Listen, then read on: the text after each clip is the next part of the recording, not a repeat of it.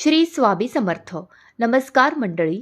स्वामी प्रकट दिन म्हणजेच 20 मार्च 2026 या दिवशी गुरुचरित्र पारायण कसे करावे, पूजा कशी करावी, नैवेद्य काय दाखवावा आणि काही शंका जसे अमावस्या आली तर काय करावे. मंडळी, या सगळ्या गोष्टी मी तुम्हाला व्हिडिओमध्ये सांगणार आहे, म्हणूनच तुम्ही हा व्हिडिओ शेवटपर्यंत नक्की बघा. मंडळी, स्वामी प्रकट दिन हा खास का असतो? स्वामी समर्थाचा प्रकट दिन म्हणजे आपल्या आयुष्यातील अडचणी दूर करणारा, मार्ग दाखवणारा आणि मनाला स्थिर करणारा दिवस आहे. मंडळी, स्वामी स्वतः या दिवशी आपल्या भक्तांकडे पाहत असतात. कोण भक्त मनापासून त्यांना आठवतोय, कोण श्रद्धेने सेवा करतोय. म्हणूनच या दिवशी केलेली सेवा, पूजा आणि पारायण खूपच प्रभावी मानले जाते. मंडळी, आता आपण बघूया की गुरुचरित्र पारायण कसे करावे. गुरुचरित्र पारायण म्हणजे फक्त वाचन नाही, ती एक साधना आहे. सर्वप्रथम सकाळी लवकर उठून स्नान करून स्वच्छ कपडे घालावेत. शक्य असेल तर पांढरे किंवा हलक्या रंगाचे कपडे घालावेत. देवघरात स्वामींचा फोटो किंवा मूर्ती ठेवून समोर दिवा लावावा. त्यानंतर शांतपणे बसून मन एकाग्र करावे आणि स्वामींचं नामजप करावे. जर तुमच्याकडे तुळशीची माळ असेल तर त्याने तुम्ही 108 वेळा श्री स्वामी समर्थ असा जप करू शकता. त्यानंतर गुरुचरित्राचे वाचन सुरू करावे. मंडळी, आता प्रश्न पडतो की पारायण कधीपासून करावे. स्वामी प्रकट दिनासाठी पारायण करण्याची योग्य वेळ म्हणजेच 19 मार्च रात्रीपासून किंवा मग 20 मार्च सकाळपासून सुरू करू शकता. जर तुम्हाला एक दिवसीय पारायण करायचं असेल तर 20 मार्च सकाळी सुरू करूनच त्याच दिवशी पूर्ण करावे. जर तुम्हाला 7 दिवसाचे पारायण करायचे असेल तर प्रकट दिनाच्या 7 दिवस आधी पारायण तुम्ही सुरू करू शकता. किंवा मग जर तुम्हाला 3 दिवसीय पारायण करायचे असेल तर तुम्ही प्रकट दिनाच्या 3 दिवस आधी पारायण सुरू करून प्रकट दिनी ते पारायण संपवू शकता. त्यानंतर आता प्रश्न पडतो की अमावस्या आली तर काय करायचं. हा प्रश्न खूप लोकांना पडतो. जर पारायणाच्या दरम्यान अमावस्या आली तर पारायण थांबवायची गरज नाही. श्रद्धेने वाचन चालू ठेवायचं, कारण गुरुचरित्र हे अत्यंत पवित्र ग्रंथ आहे. स्वामींच्या नामस्मरणात कोणताही दोष लागत नाही. फक्त त्या दिवशी जास्त शांतपणे वाचन करावे, मनात अधिक श्रद्धा ठेवावी. मंडळी, आता आपण बघूया की स्वामींच्या प्रकट दिनी पूजा कशी करावी. हा दिवस कित्येक लोक तरी खूप भावनेने साजरा करतात. सकाळी घर स्वच्छ करून घ्यावे. देवघर सजवावे. जर तुमच्याकडे स्वामींची मूर्ती असेल तर मूर्तीला आधी ताम्हाण्यात ठेवून मूर्तीचा आधी पाण्याने अभिषेक करावा. त्यानंतर दुधाने अभिषेक करावा. अभिषेक करताना श्री स्वामी समर्थ असा जप करावा. त्यानंतर परत पाण्याने अभिषेक करून स्वच्छ कपड्यांनी स्वामींच्या मूर्तीला पुसावा. त्यानंतर स्वामींच्या मूर्तीला गंध, हळद, अक्षता, कुंकू लावून पूजा करावी. त्यानंतर मंडळी, जर तुमच्याकडे मूर्ती नसेल आणि मग फोटो असेल तर फोटोला स्वच्छ कापडाने पुसून घ्यावं.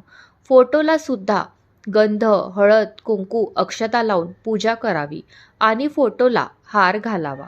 समोर एक दिवा लावावा. अगरबत्ती लावावी. हळद कुंकू व्हावे. फुले अर्पण करावी. त्यानंतर स्वामींची आरती म्हणावी.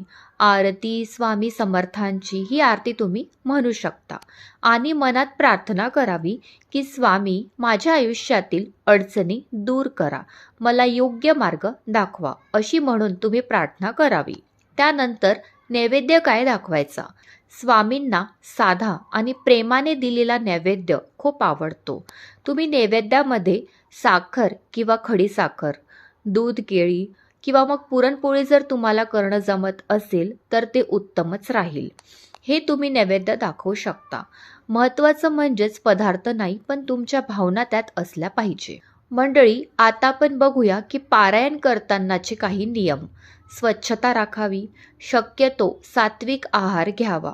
वाचन करताना मध्ये मध्ये बोलणे टाळावे. रोज त्याच जागी बसून वाचन करावे.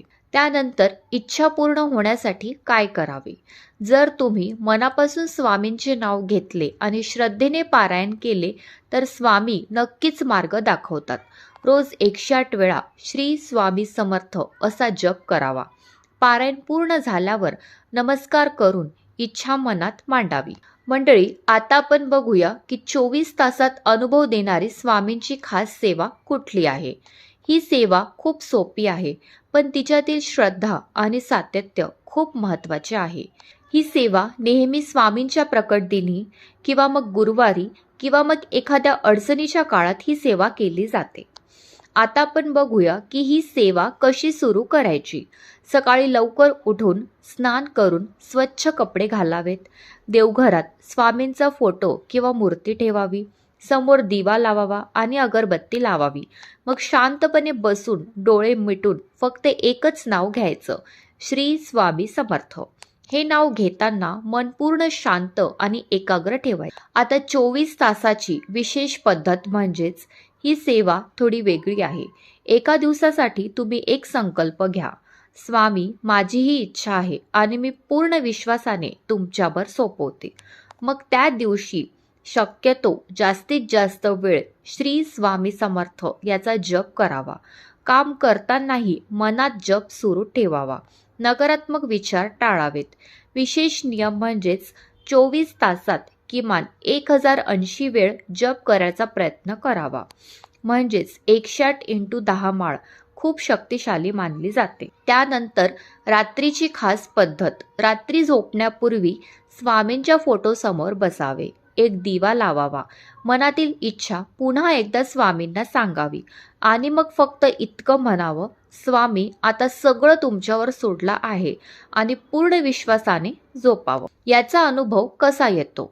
अनुभव प्रत्येकाला वेगळ्या प्रकारे येतो. अचानक मन शांत होतं, एखादा मार्ग सापडतो, एखादी चांगली बातमी मिळते किंवा स्वप्नात संकेत मिळतो.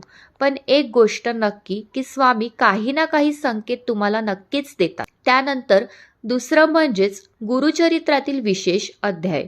गुरुचरित्र हा खूप शक्तिशाली ग्रंथ आहे, पण काही अध्याय विशेष मानले जातात. तो म्हणजेच 14वा अध्याय.